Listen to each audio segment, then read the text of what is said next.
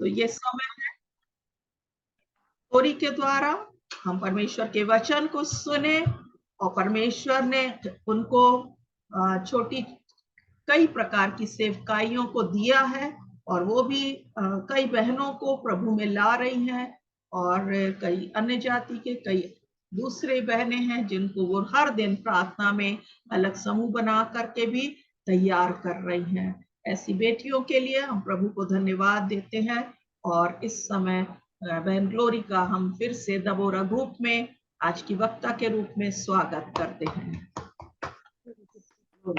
इस समय आप सभी को जय मसीह की। जय मसीह की। मैं सीमा मौसी को और पिता परमेश्वर को दिल से धन्यवाद देती हूँ कि परमेश्वर ने मुझे जो मौका दिया है और ये सचमुच बहुत अद्भुत मौका है और ना सिर्फ आप आशीषित होंगे परंतु आपसे ज्यादा मैं सोचती हूँ कि मैं आशीषित होंगी, क्योंकि मैं वचन को सुनाने नहीं परंतु आप लोगों के साथ में शेयर करने आई हूँ। और मैं ज्यादा वचन की सेवकाई में नहीं हूँ। मेरे को जो परमेश्वर ने बुलाहट दिया है वो है मध्यस्थता की प्रार्थना और वर्शिप करना, और परमेश्वर इसके द्वारा बहुत इस्तेमाल कर रहा है और मैं प्रभु को दिल से धन्यवाद देती हूँ। और दबोरा ग्रुप के लिए भी परमेश्वर से सारी आशीषों को मांगती हूँ, हमेशा ही मैं प्रार्थना में रखती हूँ। और सच में परमेश्वर ने बहुत अद्भुत रीति से इस ग्रुप में मुझे जोड़ा है और मैं देखती हूँ कि यहाँ पर जो भी प्रार्थनाएं की जाती है वो निश्चित तौर पर सुनी जाती है, प्रार्थनाओं के उत्तर तुरंत आते हैं।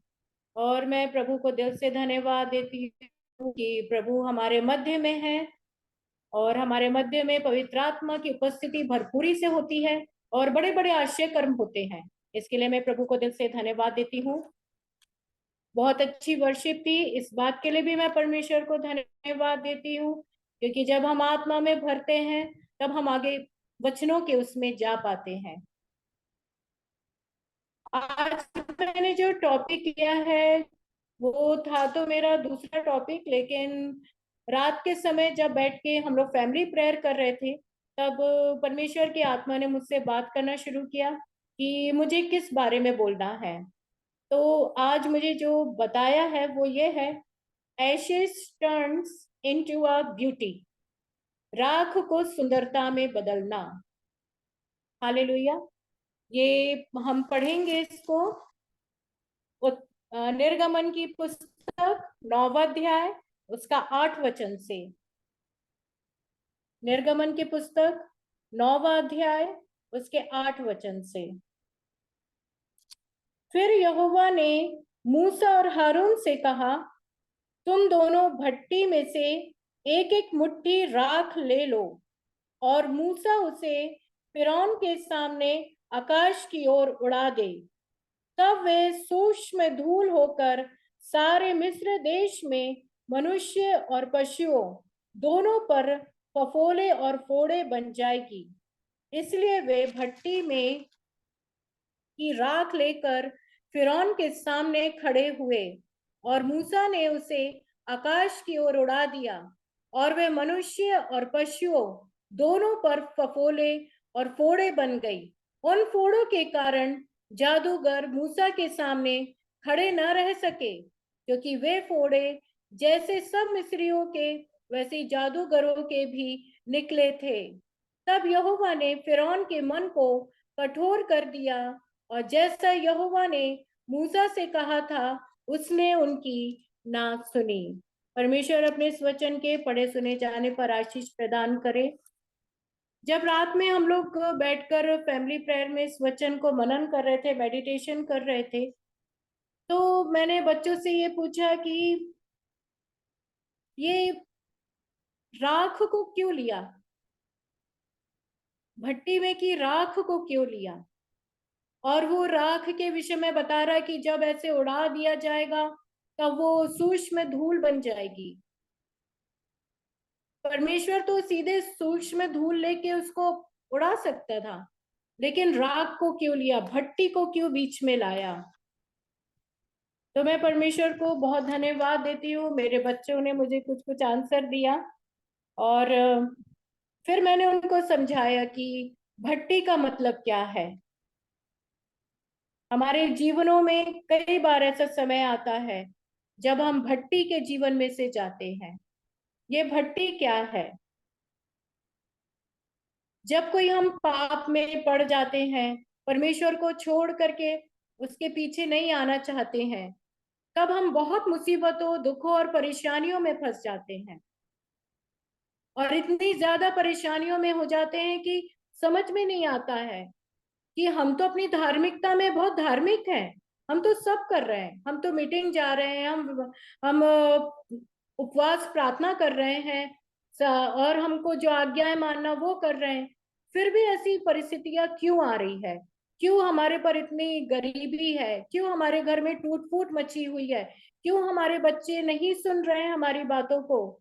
परिवार बिगड़ रहा है, बीमारियां भयानक भयानक आ रही है घर में, पैसे यहां से आते दूसरी जगह से निकल जाते, क्यों ऐसा हो रहा है? जब ये जानने की हम कोशिश करते हैं, तब हम परमेश्वर की ओर मुड़ते हैं, हम उसे खोजी मन से खोजते हैं, तब परमेश्वर हमारे जीवन में रियल काम करता है। हालेलुया। हम परमेश्वर को दिल से धन्यवाद देते हैं कि जो टॉपिक जो परमेश्वर ने मुझे दिया है, मैं नहीं जानती कि ये किसके लिए दिया और क्यों, लेकिन मैं दिल से आभारी हूँ प्रभु का कि वो मुझको इन बातों को बताने के लिए, आप लोग के साथ शेयर करने के लिए मुझे अगुवाई की। जब मैं अपने विषय में अगर बताऊं तो मैं भी कुछ ऐसी ही हालतों से गुजरी हूँ। मेरा जीवन भी ऐसा था कि झूठी धार्मिकता थी। मैं बहुत प्रार्थना दुआ बचपन से, बाय बर्थ ही हम लोग विश्वासी घर में मैं पैदा हुई हूँ, बहुत स्ट्रिक्ट तरीके से रखा गया था। बाइबल, दुआ, प्रार्थना, टीवी घर में होना नहीं, ना पिक्चर के गाने चलना, ना कुछ। लेकिन फिर भी सिर्फ वचन का नॉलेज था। ऐसे करके मैं अपने जीवन में आगे बढ़ते चली गई। बैप्टिज्म हुआ, शादी हुई, उस शादी का डिसीजन भी मेरा गलत हुआ, और उसके आगे मैं भयानक गड्ढे में चली गई। और तब मैंने सोचना शुरू किया कि प्रभु, ये सब क्या है? क्यों हो रहा है ये सब? परमेश्वर ने मेरी गलती मुझको दिखाई, वहां से टर्निंग पॉइंट मेरी लाइफ में आया। उससे पहले जरूर था कि मैं बहुत पार्टिसिपेट करती थी चर्च में, और परमेश्वर के कामों में लगी रहती थी। लेकिन आज की अवस्था को देख करके मैं उस समय की धार्मिकता को बोलूं तो वो झूठी धार्मिकता थी। परंतु परमेश्वर ने मेरे हृदय से बातचीत किया, और परमेश्वर ने दिखाया कि तू यहाँ पर गलत है। और मैंने प्रभु से माफी मांगी। हालांकि वो स्थिति बहुत ही खतरनाक थी, बहुत, या तो खत्म हो जाऊं या बच जाऊं। लेकिन प्रभु ने मेरी सहायता की, मदद किया। जो मैं ये वचन को बोल रही हूँ, ये वचन मेरे जीवन में बहुत बार अप्लाई हुआ है,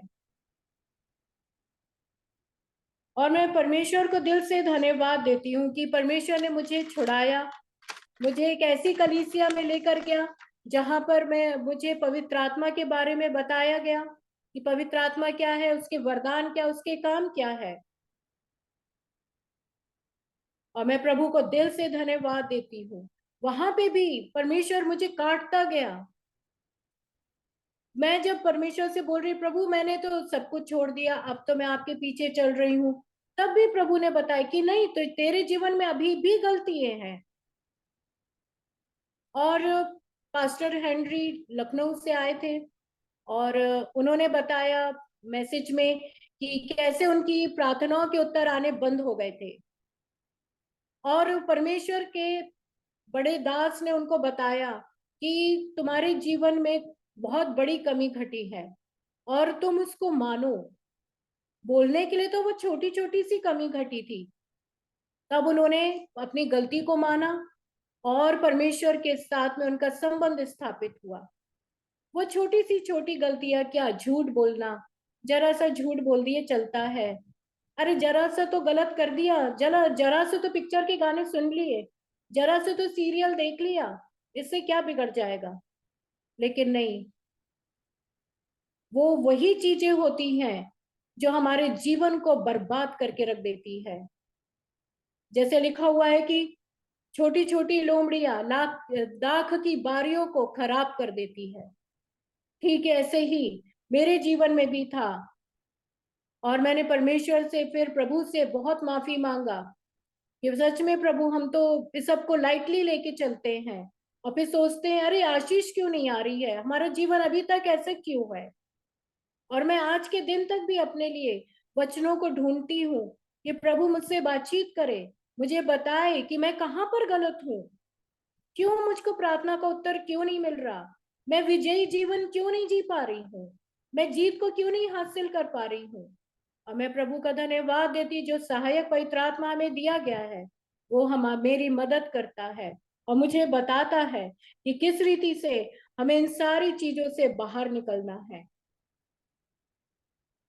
और हमारे जीवन, एक्चुअली में हम सभी का जीवन एक खुली हुई किताब के समान है। हर एक जन हमारे जीवन को पढ़ते हैं कि ये प्रभु प्रभु तो करते, हमसे अपने को अलग बताते, फिर इनके जीवन में ऐसी भयानक बातें क्यों है।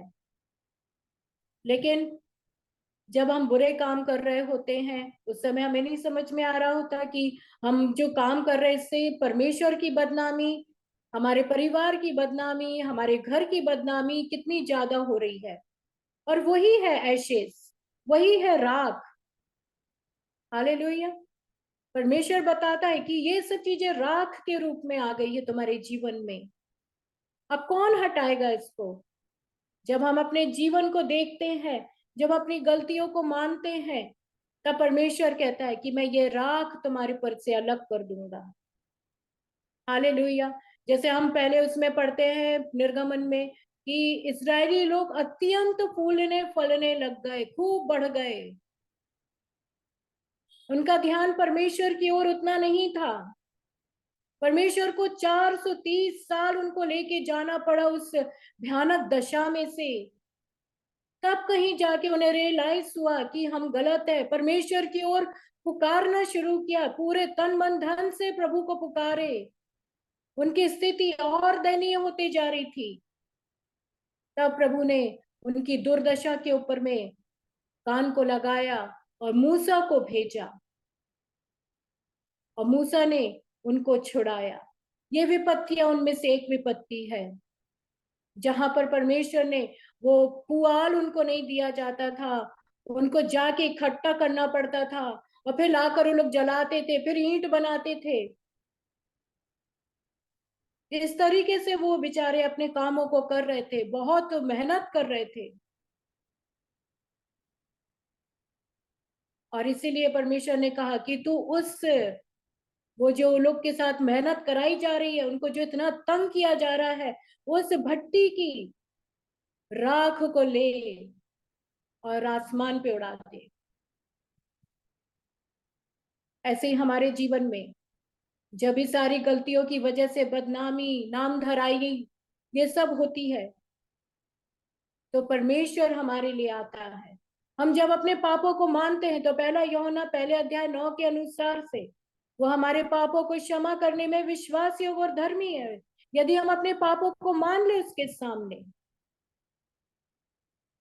हम प्रभु को दिल से धन्यवाद देते हैं कि वो, उसका लहू हमारे लिए हमेशा अवेलेबल होता है, ताकि हम अपने पापों को उसके सामने माने और एक नए जीवन में आ जाएं। वो हमारे ऊपर की राखों को दूर करने में सक्षम है। दूसरा कुरिन्थियों 4 अध्याय 17 में कहता है नई सृष्टि के बारे में, जब हम प्रभु के पास में आते, अपनी गलतियों को मान लेते हैं, तो वो हमें क्षमा कर देता है और हम एक नई सृष्टि बन जाते हैं। दूसरा कुरिन्थियों चौथे अध्याय का 17वें वचन में लिखा है, इसलिए यदि कोई मसीह में है तो वह नई सृष्टि है, पुरानी बातें बीत गई, देखो सब नई हो गई है। मैं परमेश्वर का धन्यवाद देती हूँ कि परमेश्वर हमारे जीवन को बदल देता है, हम नई सृष्टि बन जाते हैं, हम श्राप और दंड की अधीनता से बाहर आ जाते हैं। और प्रभु जैसे उड़ाऊ पुत्र जब वापस लौट कर आया तो उसके पिता ने उसको अपने गले से लगा लिया, उसका पूरा पूरा उसका जीवन जो सिर से लेके पैर तक भयानक दशा में आ गया था, उसको पूरा बदल दिया। सेम कंडीशन आज हमारे साथ है। हम भी कितनी बार, दिन भर में कितनी बार हम प्रभु से दूर होते हैं, उन एशेस को, उन राख को अपने पर ले लेते हैं, परंतु जब हम उसके पास पूर्ण दिल से जाते हैं, वो हमें क्षमा कर देता है। क्योंकि हम सभी के जीवन में परमेश्वर का एक बड़ा उद्देश्य है, प्लान है, और वो अपने प्लान्स को हमारे द्वारा पूरा करना चाहता है। फिर मूसा और हारून ने, जो परमेश्वर ने आज्ञा दी थी, फिरौन के सामने उस राख को लेके उड़ा दिया, और वो सूक्ष्म छोटे छोटे कण धूल के बन गई। जैसे यशाया में लिखा है,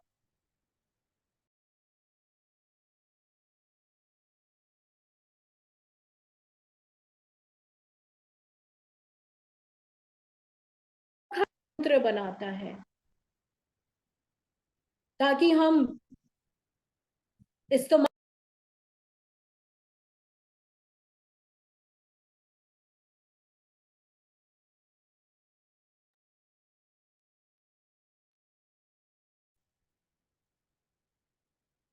हालेलुया। हम प्रभु का दिल से धन्यवाद करते हैं।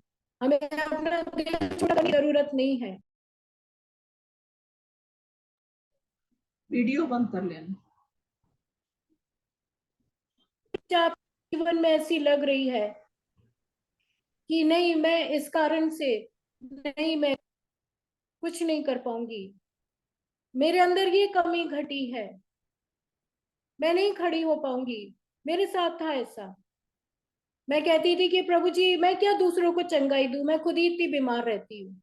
लेकिन मैं प्रभु का धन्यवाद देती हूँ कि आज प्रभु ने मुझे इन्हीं लोगों के लिए खड़ा किया है। मरे हुए लोगों को जीवित करने के लिए प्रभु सामर्थ्य दे रहा है। मैं अपने बल से, अपनी शक्ति से नहीं, जैसे लिखा है, ना तो बल से ना शक्ति से, पर परमेश्वर की आत्मा के द्वारा परमेश्वर इस कार्य को ले रहा है। यदि आप में ऐसा लग रहा है कि हम फाइनेंस में कमजोर हैं, हम नहीं कुछ कर सकते हैं, कोई बात नहीं। परमेश्वर के लिए आप कदम आगे बढ़ाएं, पुरानी बातों को छोड़ दे, भूल जाएं। यदि हम फाइनेंशियली भी स्ट्रांग नहीं है, तब भी हम दो घुट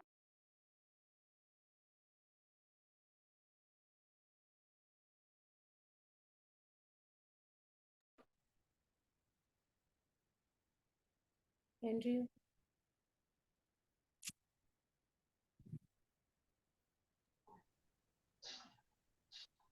एंड्रिया, एंड्रिया, नानो को बोलो नहीं हाँ, फोन आवाज करना। आ रही है, आवाज आ रही है। आप वीडियो बंद करके कर सकते हैं। पता नहीं किधर चला गया। चल रहा है। चल रहा है। Ask Nana not to call me.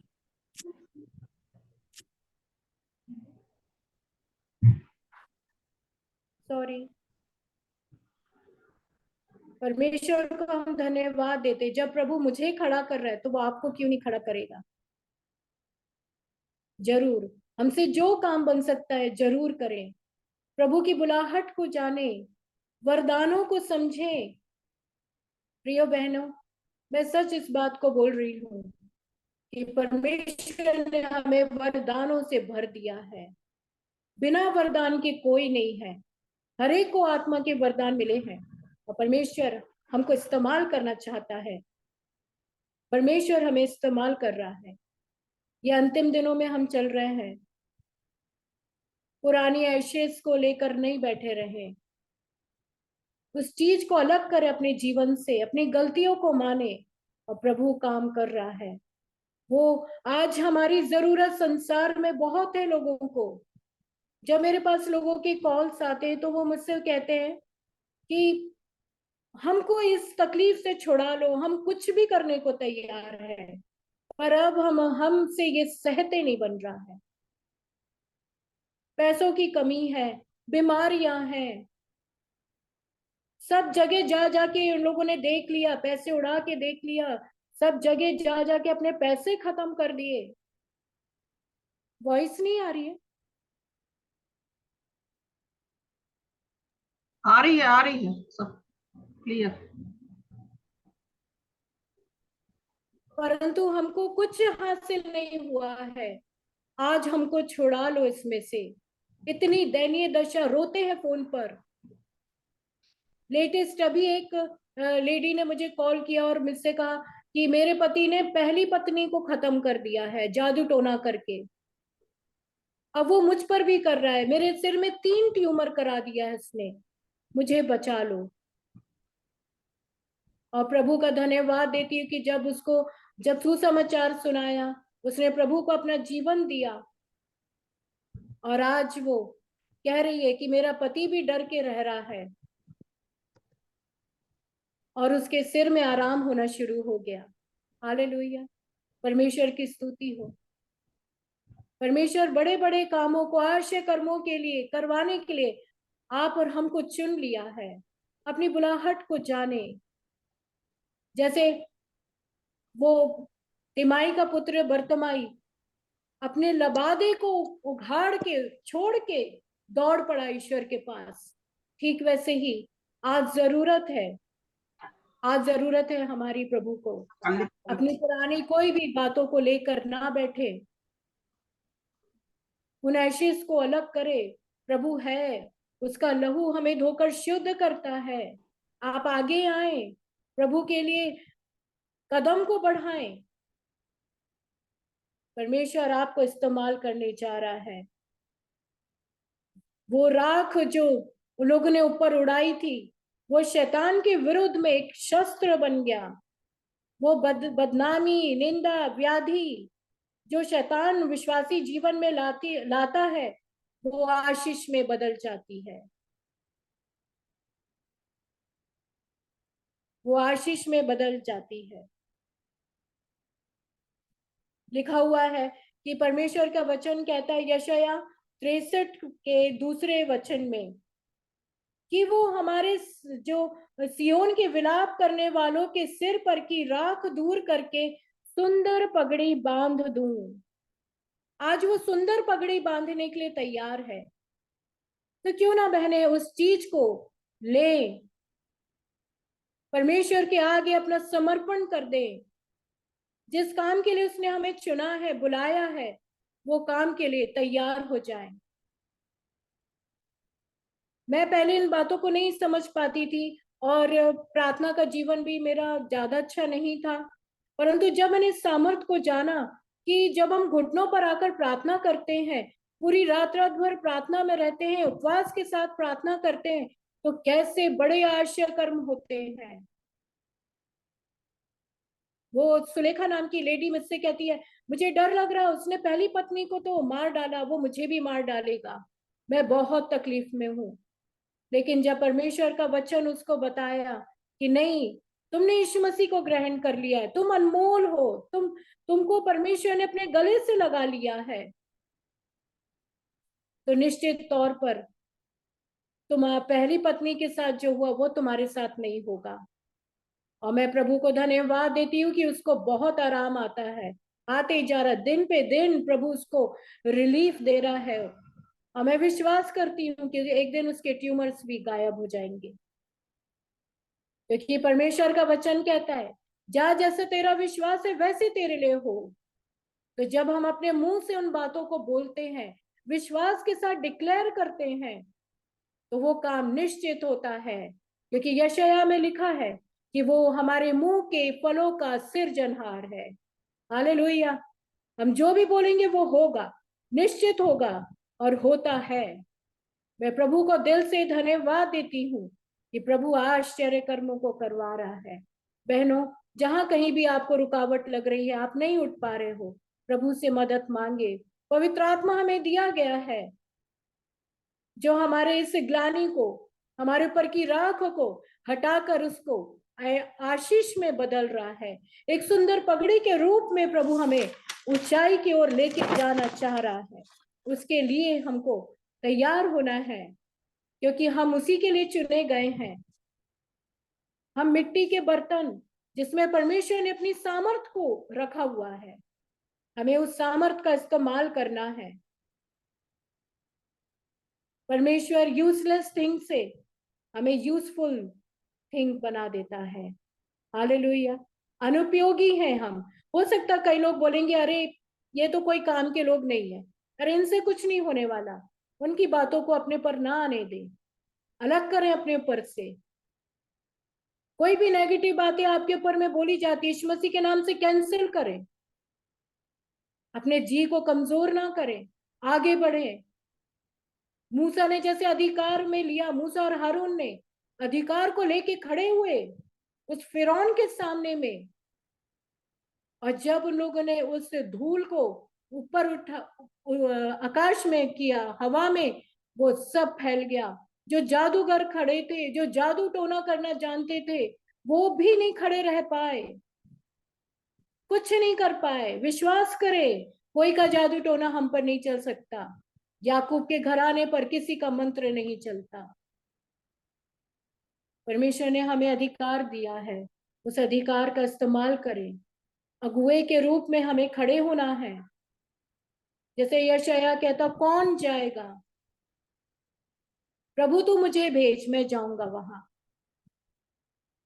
मैं कहीं जा नहीं सकती हूँ, मैं घर में ही रहती हूँ, परंतु मैं प्रभु का बहुत धन्यवाद देती हूँ कि जब मैंने प्रार्थना की, लोगों के लिए काम होने शुरू हुए, लोगों की परिस्थितियां बदलनी शुरू हुई।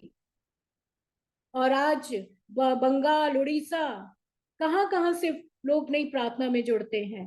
रात के 11 बजे जागते बैठे रहते हैं प्रार्थना के लिए। आज हम जैसे लोगों की जरूरत है प्रभु को। थोड़े समय में हम सब स्वर्ग जाने वाले हैं। प्रभु हमसे पूछेगा, आपने कितनों को चेले बनाया, आपने मेरे लिए क्या किया, कि संसार में ही आप इकट्ठे करते रहे सब चीजों को। हमारे पास होना है बोलने के लिए, नहीं प्रभु, हमने तेरे नाम से सब किया है, ताकि प्रभु हमको बोले, धन्य है तू मेरा विश्वास योग्य दास। हालेलुया। हमको अपने तोड़ों को डबल करना है। जो भी वरदान हमें मिले उन्हें डबल करना है, मिट्टी में छिपा के नहीं रख देना है।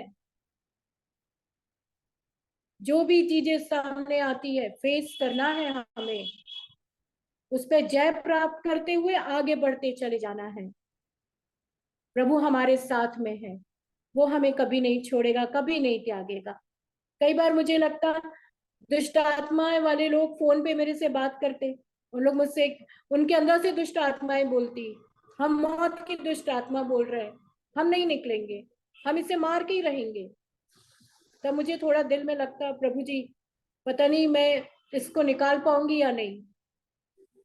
लेकिन उस समय में प्रभु बुद्धि देता है, पवित्र आत्मा बताता हमें कैसे बात करना है, क्या बोलना, कौन से वचन बोलने। और मैं प्रभु का धन्यवाद देती हूँ कि दुष्ट आत्मा उन्हें छोड़ के भाग जाती है। क्या मैं अपने लिए कभी ये सोच सकती थी कि मैं ऐसा कर पाऊंगी? कभी नहीं। मैं अपने आप को इस योग्य नहीं जानती थी। एक समय की बात है कि जब मैं, मेरे चर्च में जो भी आता था प्रेयर करने के लिए, बड़े बड़े दास प्रभु के पूरे इंटरनेशनल उससे आते थे, और मैं लाइन में खड़ी रहती थी अपने लिए प्रार्थना करवाने के लिए। तब एक दिन परमेश्वर की आत्मा ने मुझसे कहा कि तेरे को तो ये वरदान दिया गया है कि तू दूसरों के लिए प्रार्थना करे, तू खुद क्यों खड़ी होती है? तेरे को तो वहां खड़े होना चाहिए दूसरों के लिए प्रार्थना करने के लिए। और उस दिन से मैंने जो निर्णय लिया है, आज का दिन है, कि मैं अपने लिए प्रार्थना कराने के लिए नहीं, और दूसरों के लिए खड़ी होती हूँ। हालेलुया। हमको ऐसे बनना है, क्योंकि परमेश्वर ने हमें चुना है, हमें हर एक वरदान दिए हैं। जैसे लास्ट थर्सडे को मिशा बहन कह रही थी कि अपने वरदानों को परमेश्वर के कामों के लिए इस्तेमाल करना है। निश्चित तौर पर हमको वरदान इसलिए दिए गए हैं ताकि हम शैतान को निरस्त कर सके, लोगों के जीवन से उखाड़ फेंके। जैसे परमेश्वर का वचन कहता है, यशायाह 60:1, उठ प्रकाशमान हो। अब हमको प्रकाश परमेश्वर ने दे दिया है, हमको उठकर खड़े होना है, वरदानों को लेना है, अन्यान भाषा के वरदान को लेना है। एक समय में मैं बहुत बड़ी इसके विरोध में थी, बिल्कुल अन्य भाषा में सुनना पसंद नहीं करती थी, लेकिन परमेश्वर ने मुझे इसी काम के लिए चुना और मैं रात में 1-1 घंटा अन्य भाषा में प्रार्थना करती हूँ। हालेलुया। परमेश्वर हमें बदलने वाला ईश्वर है और मैं उसके बाद उस सामर्थ को देखती हूँ जब मैं लोगों के लिए प्रार्थना करती हूँ, काम होते जाते हैं। हमारे नाम को, मेरे नाम को ऊंचा करने के लिए नहीं, पर प्रभु के नाम की महिमा के लिए। लिखा है यशायाह 60:1 में, उठ प्रकाशमान हो क्योंकि तेरा प्रकाश आ गया है, यहोवा का तेज तेरे ऊपर उदय हुआ है। इसलिए मेरी बहनों से, आंटियों से, सबसे यही निवेदन है कि आप सब जहां कहीं भी आपको लगता है कि नहीं, हमको ये चीज में हम आगे नहीं बढ़ पा रहे, ये कमी घटी है हमारे अंदर, प्रभु के हाथ में दे दो। कमी घटी आज भी मेरे अंदर है, लेकिन जब मैं उन बातों को सामने प्रभु के लाती हूँ कि प्रभु जी, इस कमी घटी के कारण से मैं पाप में गिर जाती हूँ और मैं आपके काम को नहीं कर पाती हूँ, तब प्रभु सामर्थ्य देता है मुझे कि हमको कैसे इसमें से बाहर निकलना है। ना सिर्फ मैं, मेरे लिए ये चीज होती है, परंतु जब मेरे से लोग जुड़ते हैं। अभी रिसेंटली एक लेडी मेरे साथ जुड़ी जिसे गंदे विचार आते, बहुत गंदे विचार, तो मैं अपने अनुभव से उसको बताती हूँ कि कैसे पवित्र आत्मा तुम्हें इसमें से निकालेगा। रात के 1:30 बजे 2 बजे फोन करती, दीदी नींद नहीं आ रही है, विचार मेरे ऐसे चल रहे हैं। मैं उससे कहती है शैतान का झूठ है, अलग करो अपने पर से, बोलो अपने आप को, अपने लिए डिक्लेयर करो, अपने लिए बोलो कि मैं पवित्र आत्मा का मंदिर हूँ, मेरे अंदर यीशु मसीह है, मैंने उद्धार का टोप पहन लिया है। कैसे मैं ये सब बोल पाती हूँ? क्योंकि मैं कहीं ना कहीं अपने लिए भी ऐसी बातों को इस्तेमाल की हूँ, ताकि मैं इन सारी चीजों से हटूं और लोगों को मैं बता पाऊं। इसलिए यदि आपके जीवन में या मेरे जीवन में कोई गलतियां भी हुई है, तो प्रभु ने उसको गवाही के तौर पर खड़ा कर दिया है। उस चीज के लिए आप ये ना सोचें कि ये इतना गलत काम मुझसे हो गया, ये गलत हो गया, अब मैं किस मुंह से खड़े हूं। नहीं, इन बातों को नहीं आने दें। प्रभु के वरदानों को लेकर खड़े हो जाए, उसके वरदानों को, जैसे तिमोथियस को पौलुस कहता है कि अपने वरदानों को चमका दे, वैसे ही हमें अपने वरदानों को चमका देना है।